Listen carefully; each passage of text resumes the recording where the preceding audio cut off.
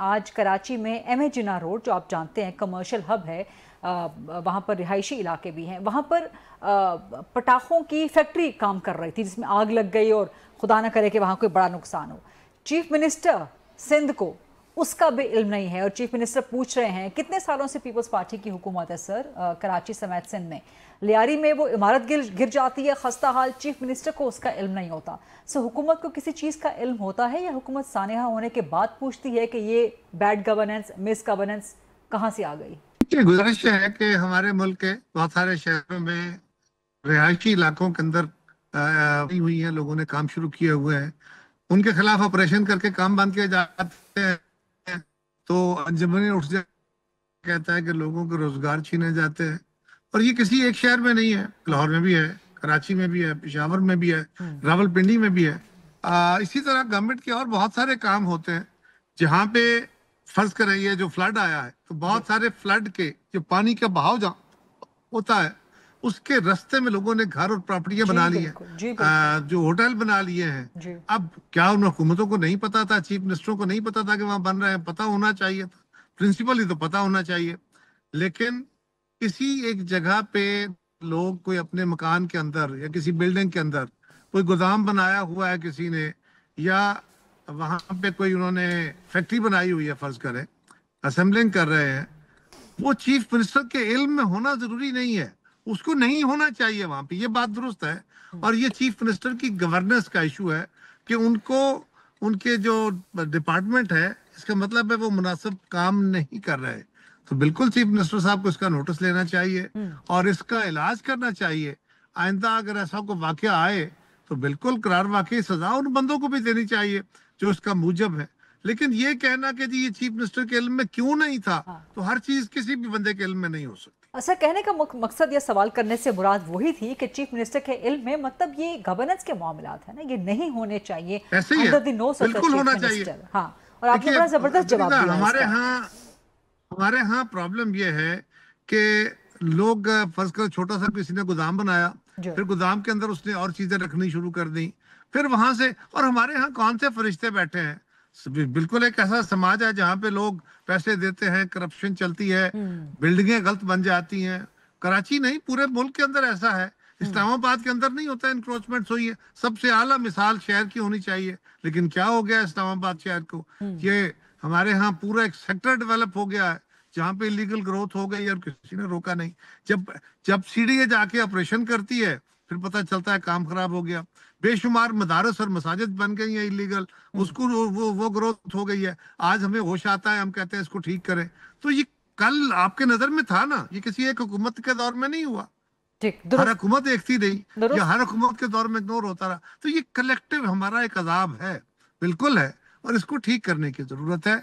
Chief minister Sindh को इसका serious notice लेना चाहिए। और कराची में एक्सट्रीम्स हैं, कल तक कराची डूबा हुआ था बारिश में और आज कराची जो है वो आग और बारूद की लपेट में, बिल्कुल एक्सट्रीम्स चल रही हैं। लेकिन एक और मामले की तरफ बैरिस्टर उमर साहब, मुझे आपका कमेंट चाहिए। जो पानी का मामला था, बारिशें हुई हैं, एक्सेप्शनल बारिशें हुई हैं, एक्सेप्शनल बारिशों की सूरत में यकीनन बहुत बड़े प्रॉब्लम होते हैं।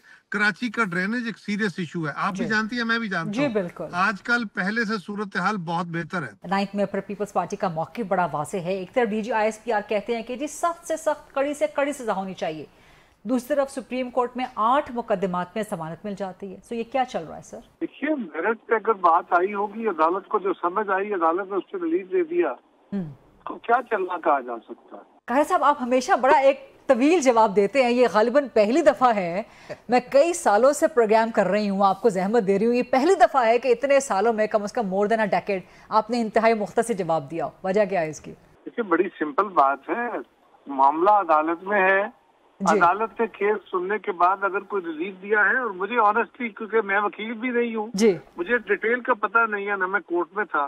लेकिन सर माशाल्लाह बड़े जबरदस्त सियासतदान है ना, तो अगर किसी सियासतदान पे 9 मई का इतना बड़ा केस हो, केसेस हों, बल्कि 8 मुकदमात में जमानतें मिल जाएं, तो फिर इम्पैक्ट क्या पड़ेगा सर, सियासी इम्पैक्ट क्या पड़ेगा? देखिए, पहली बात तो ये है, मुझे डिटेल का नहीं पता, लेकिन 8 मुकदमात में अगर खान साहब को या किसी फर्द को भी किसी एक इशू पे, किसने फलां जगह जो इंस्ट्रक्शन हुई, फलां जगह जो वाकया हुआ, उसमें एक ही जो प्लानिंग थी, जो उनके जिम्मे जो चीज एट्रीब्यूटेड थी, वो यही था ना कि उन्होंने प्लान करके इंस्ट्रक्शन जारी की जी। तो अगर वो अदालत ने किसी एक जगह समझा कि इसमें रिलीफ दे देना चाहिए, इसमें बेल दे देनी चाहिए, या इसमें कोई फर्ज करे, कोई कमजोरी है किसान, तो वो हर जगह कमजोरी कंसिडर होगी। अलग अलग जजेस सुन रहे हैं तो और बात है। यहाँ तो सुप्रीम कोर्ट क्योंकि सारे सेट ऑफ केसेस को अलग अलग नहीं देख रही थी, बल्कि कलेक्टिवली उनके जिम्मे जो जुर्म था उसको देख रही थी, उसके ऊपर उन्होंने बात की होगी। अब मुझे डिटेल का पता नहीं। सर कानूनी को छोड़ दें, सर लीगल डिबेट को छोड़ देते हैं, साइड पे रख देते हैं। जो बयानिया है पीपल्स पार्टी का है, PMLN का है, हुकूमत का एक मुत्तफिक का बयानिया है, फौज के बयानी के साथ हम आहंग है। DGISP ने आज कह दिया कि 9 मई पे कड़ी से कड़ी सजा हो, लेकिन उसके मुकाबले में अगर दूसरे बयानिए को जो कहता है कि 9 मई साजिश हमारे खिलाफ हुई, तो फिर आपका बयानिया कमजोर ना हो गया हुकूमत का? ये तो खैर किसी एक बात में बेल मिल जाना जी, ये केस खत्म नहीं हो जाता। पहली बात तो ये है। ठीक। दूसरी ये है कि हमारा बयानिया क्या है। हमारा बयानिया ये है कि क्या 9 मई को कोई वाकया नहीं हुआ। ठीक। और अगर 9 मई को वाकयात हुए हैं तो उन वाकयात के अंदर एक बयानिया हुकूमत का है कि इसमें PTI के लोग शामिल थे जिनकी फुटेज मौजूद है, और वो फुटेज PTI के कहने के मुताबिक फैब्रिकेटेड है। इसलिए वो कहते हैं कि जी आप CCTV कैमरा की फुटेज लाइए, जो कि शायद किसी एक दो जगह की होगी, सब जगहों की तो CCTV फुटेज नहीं होगी, लेकिन जो आपके प्राइवेट की फुटेज है वो हर इवेंट की मौजूद है, और काफी ज्यादा मौजूद है फुटेज, जिसमें लोगों को आसानी से आइडेंटिफाई किया जा सकता है। ठीक। लिहाजा उनकी प्रेजेंस भी साबित होती है। एक ही दिन एक ही वक्त में वाकयात होते हैं, तो एक उसमें आगे किस किस के जिम्मे क्या जुर्म है, प्रोसिक्यूशन ने क्या किया, कौन सा विटनेस आया, मैं नहीं जानता।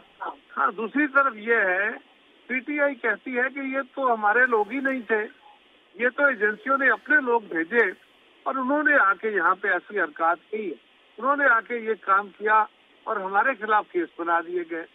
अगर अदालत ये समझती है, आप ये समझते हैं कि ये मौक़िफ़ ज्यादा दुरुस्त है कि वो सारी फुटेज गलत है, या उन एजेंसियों में कुछ लोगों को उन जो फुटेज है उसमें कुछ लोगों को एजेंसी के लोग देखा गया है, तो फिर आपकी बात में वजन होगा। सर हम घूम फिर के फिर कानूनी मामलात पे आए थे। मैं सिर्फ बयानिए की जंग के हवाले तक बात कर रही हूँ कि एक तो वो जंग है जो कानूनी है, एक वो है जो सियासी महाज पे है।